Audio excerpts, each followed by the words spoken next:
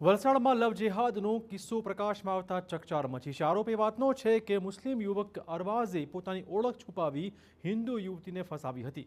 વિધર્મી યુવકે social media પર હિન્દુ નામથી આઈડી બનાવી હિન્દુ યુવતીનો સંપર્ક કર્યો હતો। આરોપીએ પોતાનું અંકિત નામ બતાવીને યુવતી સાથે મિત્રતા કેળવી હતી। એટલું જ નહીં પરંતુ યુવતીને પોતાની સાથે ફરવા લઈ જતો હતો। તેનો આરોપ છે કે વિધર્મી યુવકે સોશિયલ મીડિયા પર જીયા નાયકા નામનું ફેક આઈડી બનાવી અને મિત્રતા કેળવી અને પ્રેમ જાળવા ફસાવી અને ત્યારબાદ પોતાનું સાચું નામ અંકિત ધોડિયા પટેલ હોવાનું કહ્યું હતું। યુવતી પર દુષ્કર્મ પણ આચરવામાં આવ્યું હોવાનો આરોપ છે।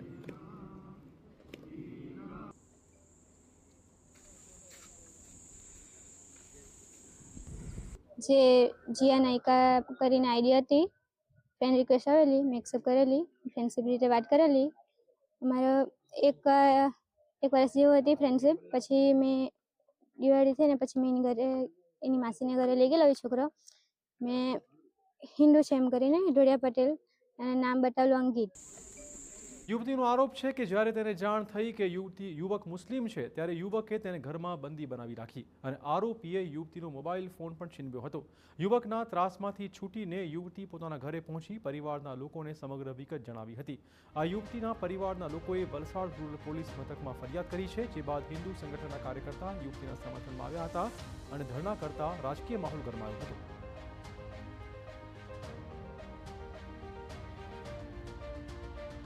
લવ જિહાદ કેસ એક અતુલનો વિધર્મી અમારી આદિવાસી ભોળીભાઈ દીકરીને જૂઠું નામ રાખીને એક ફેક આઈડી બનાવેલી।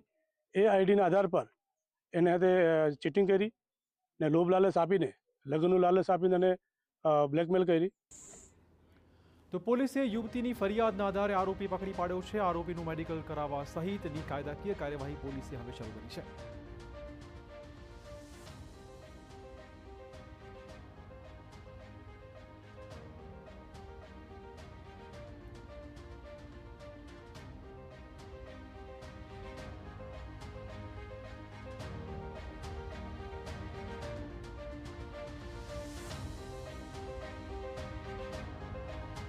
ઇન્સ્ટા આઈડી ઉપર પોતે અંકિત નામ ધરાવે છે।